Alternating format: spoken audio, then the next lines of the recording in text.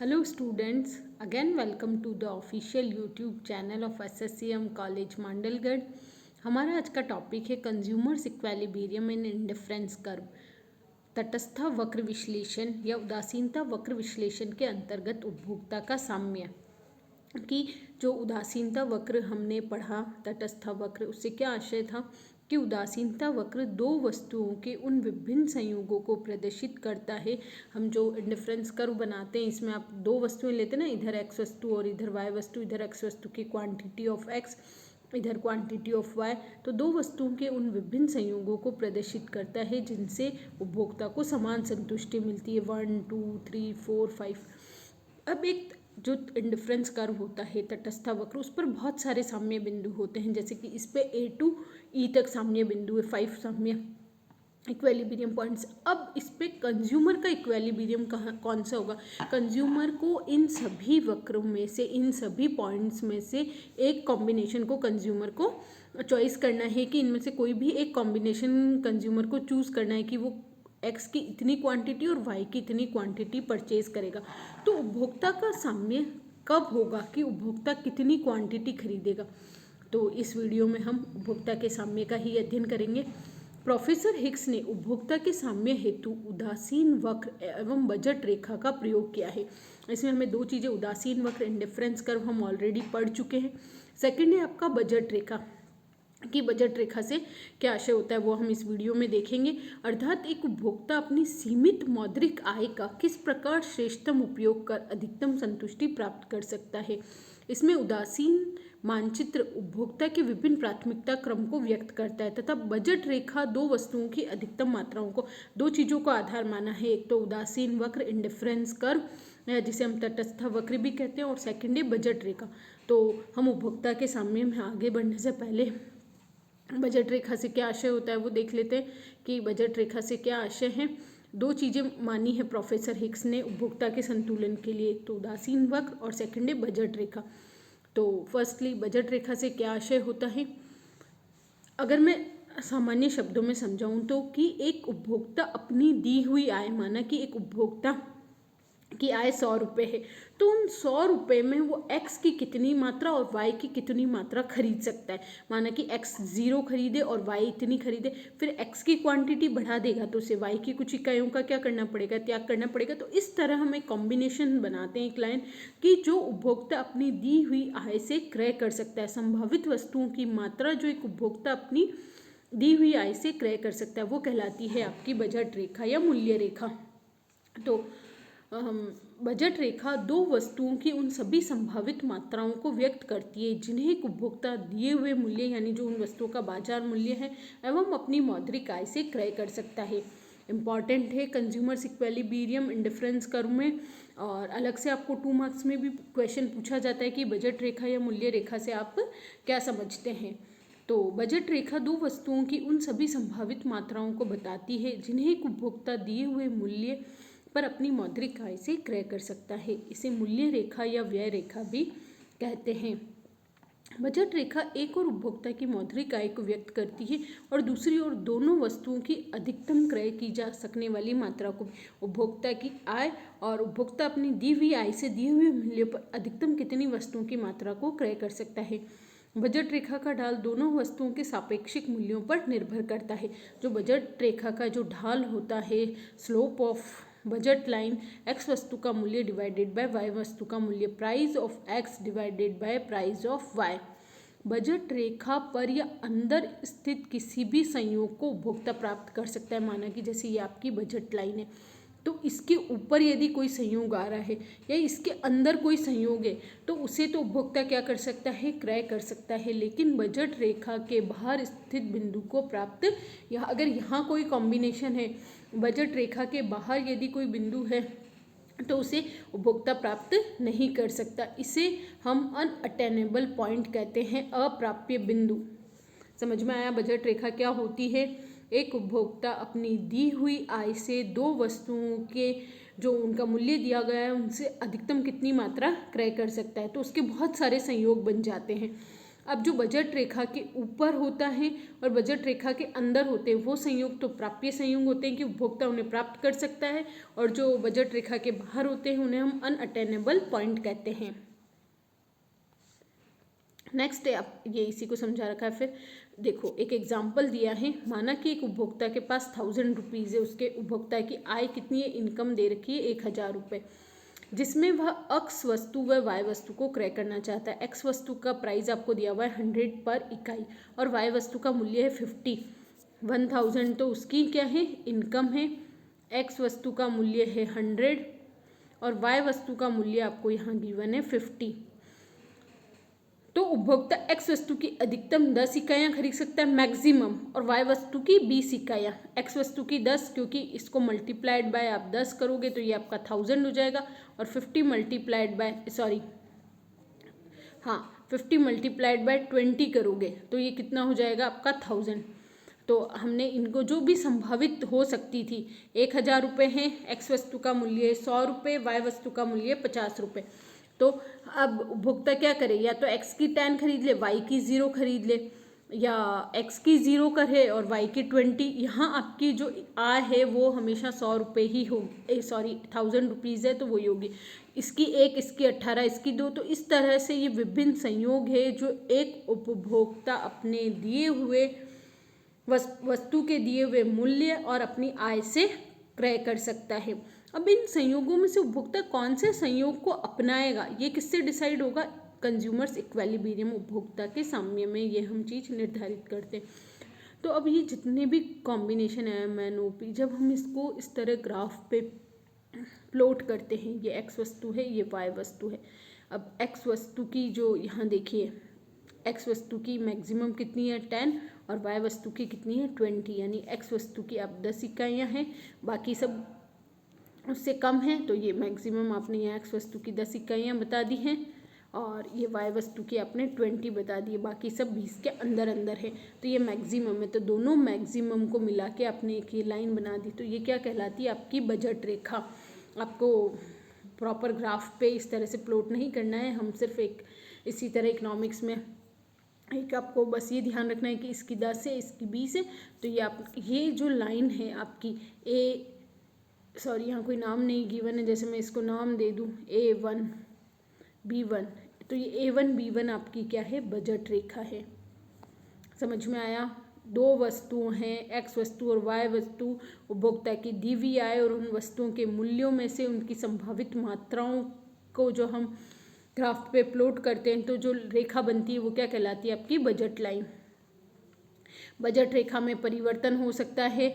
आपकी जो ये PL है, प्रारंभिक बजट रेखा है, एक्स वस्तु सस्ती होने पर क्या होगा, एक्स की अधिक इकाइयाँ खरीदी जाएगी तो PL1 रेखा, और एक्स वस्तु महंगी होने पर एक्स की हम कम इकाइयाँ खरीदेंगे। तो आपकी ये बजट रेखा अगर वस्तु सस्ती हो जाती है तो L1 पर, और वस्तु महंगी हो जाती है तो L2 पर शिफ्ट हो जाएगी। तो ये हमने पढ़ा बजट रेखा। उसी तरह वाई वस्तु के संदर्भ में दे रखा है कि अगर देखो ये जो LP है, अब वाई वस्तु सस्ती हो जाएगी तो वाई वस्तु की अधिक मात्रा, तो ये P1 वाली लाइन आ जाएगी। यदि वस्तु सस्ती होती है तो हम वस्तु की अधिक इकाइयाँ क्रय करते हैं, और वस्तु यदि महंगी होती है तो हम उसकी कम इकाइयाँ क्रय करते हैं, तो ये P2 पे आ जाएगी। और दोनों में प्रारंभिक बजट रेखा है, मौद्रिक आय में वृद्धि होगी। अब यहाँ वस्तुओं के मूल्यों में परिवर्तन नहीं हो रहा, उपभोक्ता की आय में परिवर्तन हो रहा है। मौद्रिक आय बढ़ेगी तो दोनों ही वस्तुओं की मात्रा बढ़ेगी, तो ये PL1 हो जाएगा, और इधर ये क्या हो जाएगी, मौद्रिक आय कम होने पर P2 L2 हो जाएगी। तो बजट रेखा में परिवर्तन होता रहता है। बजट रेखा में परिवर्तन यदि एक्स वस्तु के मूल्य में परिवर्तन होगा, यदि वाई वस्तु के मूल्य में परिवर्तन होगा, या उपभोक्ता की आय में परिवर्तन होगा। अब उपभोक्ता के साम्य के लिए उपभोक्ता की बजट रेखा का ढाल क्या होता है, PX/PY, price of x divided by price of y. और इधर जो हमारी सीमांत प्रतिस्थापन की दर है, हमने जब इंडिफरेंस कर्व पढ़ा था तो सीमांत प्रतिस्थापन की दर का अध्ययन किया था। सीमांत प्रतिस्थापन की दर क्या होती है, एक उपभोक्ता यदि एक वस्तु के समान उपभोग को बढ़ाता है तो उसे दूसरी वस्तु की कुछ इकाइयों का त्याग करना पड़ता है। तो ये जो त्याग की दर होती है इसे हम क्या कहते हैं, सीमांत प्रतिस्थापन की दर कहते हैं। अब उपभोक्ता के साम्य की क्या मान्यता है, उपभोक्ता एक विवेकशील है और उसका उद्देश्य अधिकतम संतुष्टि प्राप्त करना है। सभी वस्तुएं समान और विभाजनीय हैं। वह अनेक ग्राहकों में से एक होता है और सभी वस्तुओं की कीमतें जानता है। हम ये मानते हैं कि उपभोक्ता क्या है, विवेकशील उपभोक्ता है और उसे सभी वस्तुओं की कीमतें जानता है। सभी कीमतें दी हुई एवं स्थिर मानी जाती है। उपभोक्ता के साम्य विश्लेषण की अवधि में उपभोक्ता से संबंधित तथ्यों, आय, फैशन, रुचि आदि में कोई परिवर्तन नहीं होना चाहिए। उपभोक्ता का एक उदासीनता मानचित्र होता है जो विचाराधीन वस्तु एवं मुद्रा के संयोगों को उसके अधिमान माप दर्शाता है। ये अधिमान माप अपरिवर्तित रहता है। उपभोक्ता के पास खर्च करने के लिए मुद्रा की मात्रा दी हुई है, वह इसे विचाराधीन वस्तु पर व्यय करता है। उपभोक्ता का बाजार का पूर्ण ज्ञान होता है और विश्लेषण की अवधि में कीमत नहीं बदलती। ये कुछ मान्यताएं हैं जिस पर उपभोक्ता का जो संतुलन है वो निर्भर करता है।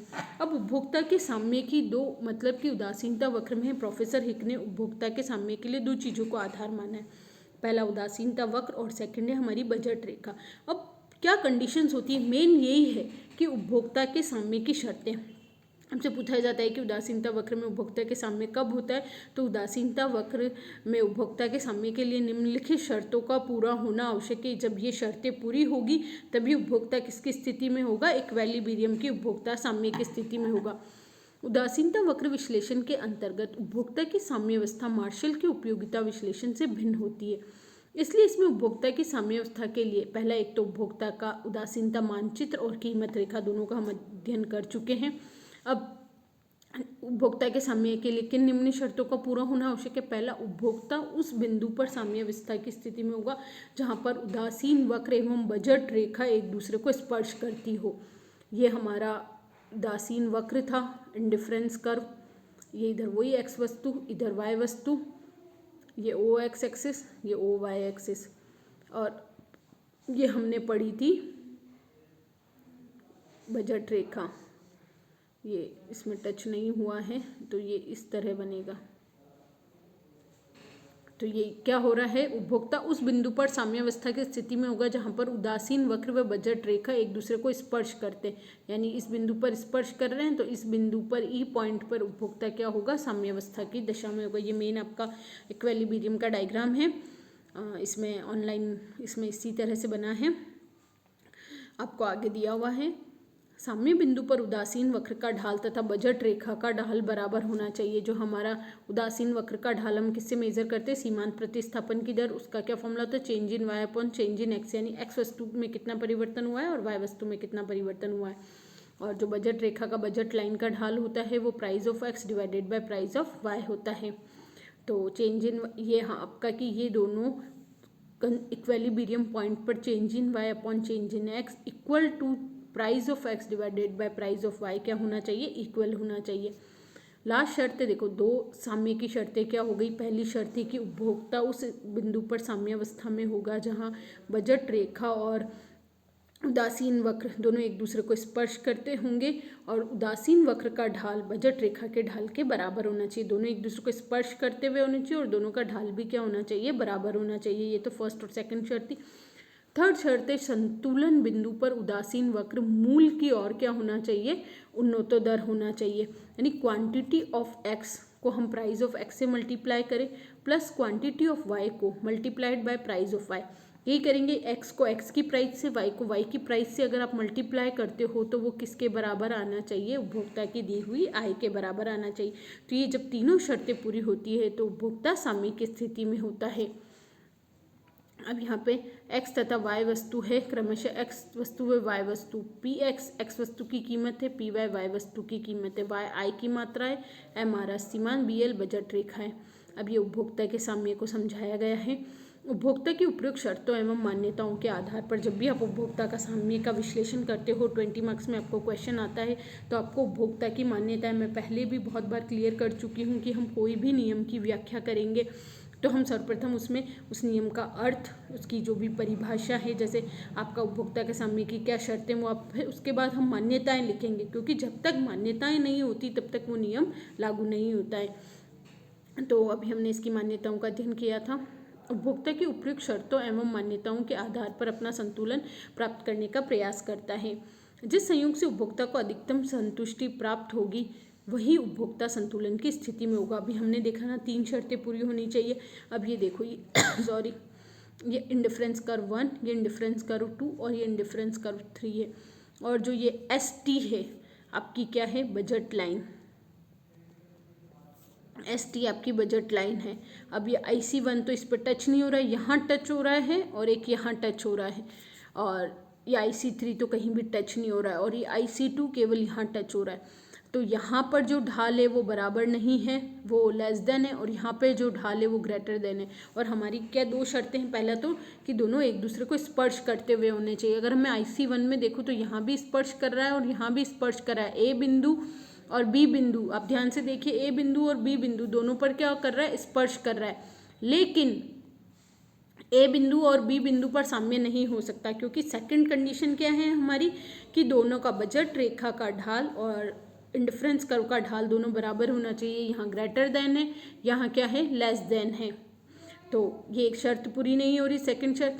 अब IC3 में तो कहीं पहली शर्त भी पूरी नहीं हो रही है कि वो दोनों एक दूसरे को स्पर्श करते हुए होने चाहिए। अब ये IC2 का E बिंदु है, यहाँ पर हमारी दोनों शर्तें पूरी हो रही है, दोनों एक दूसरे को स्पर्श करते, और जब मिड में होगा तो ढाल क्या होगा, इक्वली होगा। मार्जिनल रेट जो सीमांत प्रतिस्थापन उदासीनता वक्र का ढाल और बजट रेखा का ढाल दोनों आपके ई बिंदु पर बराबर है। ई बिंदु पर पहली शर्त एक दूसरे को स्पर्श करते हुए होनी चाहिए, दूसरी शर्त दोनों का ढाल बराबर होना चाहिए, दोनों फुलफिल हो रही है। और तीसरी शर्त हमारी क्या थी कि मूल बिंदु के प्रति उन्नतोदर होना चाहिए, यानी quantity of x multiplied by price of x plus quantity of y plus price of y दोनों क्या होनी चाहिए, बराबर होनी चाहिए।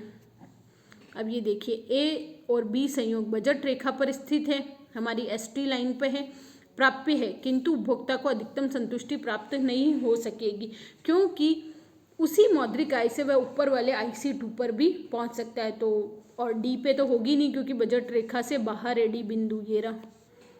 तो उपभोक्ता के संतुलन में अगर अब हम इस आपको यहाँ प्रॉपर वैसे टेबल में गिवन होता तो हम ये जो इस टेबल से भी आप और एक्सप्लेन कर सकते हैं कि अब उपभोक्ता, पहले हम IC कर्व बनाएं कि कौन से कॉम्बिनेशन हो रहे हैं और उस कॉम्बिनेशन में से कौन सा कॉम्बिनेशन हमारी I के बराबर हमें मिल रहा है। यानी जैसे माना कि T बिंदु पर उपभोक्ता साम्य की स्थिति में, तो वो X वस्तु की 6 और Y वस्तु की 8 और उसकी I भी बराबर है, तो ये कॉम्बिनेशन वो चूज करेगा।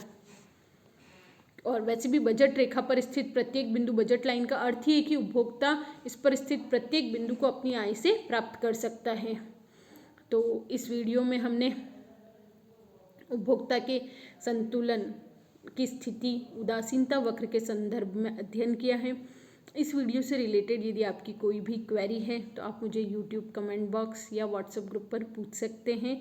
Stay home, stay safe.